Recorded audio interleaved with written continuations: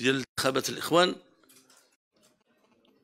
راه هو الا بغينا نقولوا المصير ديال بلادنا، ديال المواطنين ديالنا. وحنايا دابا تجاوزنا واحد السن معين. قالت لي واحد المره واحد الاستاذه الفرنسيه قالت لنا moi mon avenir il est déjà tout fait. Ce n'est pas vrai. حنا on ne croit pas que notre avenir il est déjà tout fait. حتى حنا المستقبل ديالنا معنيين به، ولكن ماشي بحال اللي عنده 70 عام ولا 60 عام ولا 50 عام بحال هاد الشباب اللي قدامي تقريبا، بحال اللي داز 70 عام وبحال اللي كاين بحالي واحد العدد ديال الناس في هذا الوطن، ولكن خصوصا ديال ولادنا وولادكم اللي تيخصهم واحد البيئة نظيفة معقولة يعيشوا فيها في المستقبل. وهذا الشيء كله ما كاين بعد الله سبحانه وتعالى ثم بعد جلالة الملك إلا الديمقراطية. إلا شفنا شي حاجة ماشي هي هذيك، كيفاش غيمكن لينا نبدلوها ولا نغيروها ولا نوقفوا في وجهها ولا ننتقدوها؟ كيخص الديمقراطية، كيخص الحرية، كيخص الانتخابات. الانتخابات هي اللي كتجيب لك الحكومات، هي اللي كتجيب لك البرلمانيين، هي اللي كتجيب لك المستشارين، هي اللي كتجيب لك رؤساء الجماعات، هي اللي كتجيب لك المستشارين بالجماعات والمكاتب ديال الجماعات، هي اللي كتجيب لك كل شيء. وهادو هما اللي كيقروا. بطبيعة الحال ما نتكلموش على السوبرفيزيون ديال جلالة الملك للدولة، والحمد لله على لطف الله، الحمد لله على لطف الله. فهمتي ولا لا؟ نهار اللي كانوا بعض الاخوان ديالنا اخذنا عن اليسار، لان حنا جينا من بعد اليسار وخدينا عليه واحد العدد ديال فهمتي ولا لا، واحد الركام ديال الافكار والاراء وكذا الى اخره. فهمتي ولا لا؟ منها انه بعضهم كان يقول ملك يسود ولا يحكم، وهذه حتى حنا بعض الاخوان ديالنا خداوها، وبديت انا كنشوف ملك يسود ولا يحكم. اذا ما سيحكم زعما قال لك الملكيه البرلمانيه، اذا البرلمان هو اللي غيحكم، اذا غيكون عندنا رئيس ديال الحكومه هو اللي تيحكم. وديت ديك الساعات تنفكر واش غادي يكون عندنا واحد رئيس الحكومه بحال ما عرفتش واش نذكر الاسماء ولا ما نذكرهمش، راه باينين. هذا هو اللي غيبدا يحكم المغرب. شدتني الرعاده بطبيعه الحال. كيف ما كان الحال الملوك ديالنا كبروا في واحد الوسط ديال الحكم، كيعرفوا عندهم تاريخيه، عندهم مشروعيه تاريخيه، عندهم مشروعيه دينيه، عندهم مشروعيه اخلاقيه اضطراريه. فهمتيني ولا لا؟ ماشي بحال شي واحد ما عرفتيه منين جا، ما عرفتيه شكون هو، حتى كيصبح تيحكم عليك وما تعرفوا شنو غادي يدير. وخصوصا هذوك شي وحدين، غنقولها نستعمل واحد الكلمه استعملها واحد النهار الحسن الثاني رحمه الله، شي كمامر كتشوف باللي انت في رايك خاصهم يمشيو للسجن، وراه فيهم اللي هربان دابا وفيهم اللي بينه وبين السجن غير تفضح الملفات ديالو.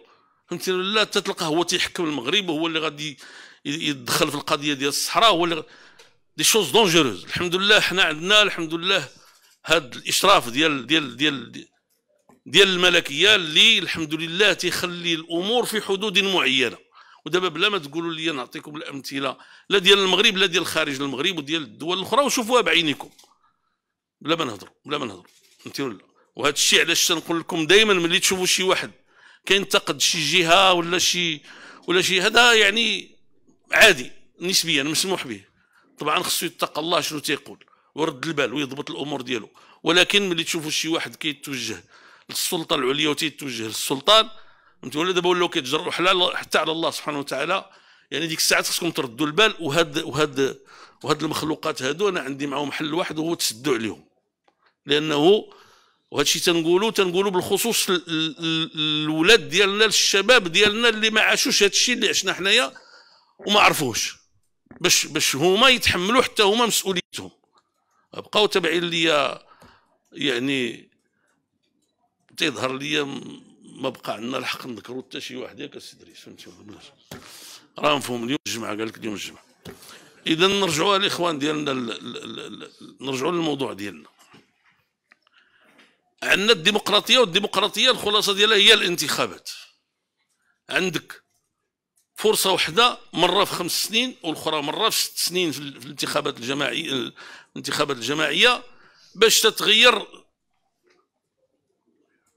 الناس اللي كيسيروا. وطبعا اللي غاديين يسيروا تحت الاشراف ديال المؤسسه الملكيه. هذا الشيء ما عندنا ما نقولوا فيه، هذا الشيء دابا باين. واذا به هذه المره هذه في 5 سنين ولا في 6 سنين كل شيء كيدار باش النتيجه ديال هذا الشيء هذا، وهي الناس يعيفوا هذا الشيء ويبعدوا منه ويخليوه.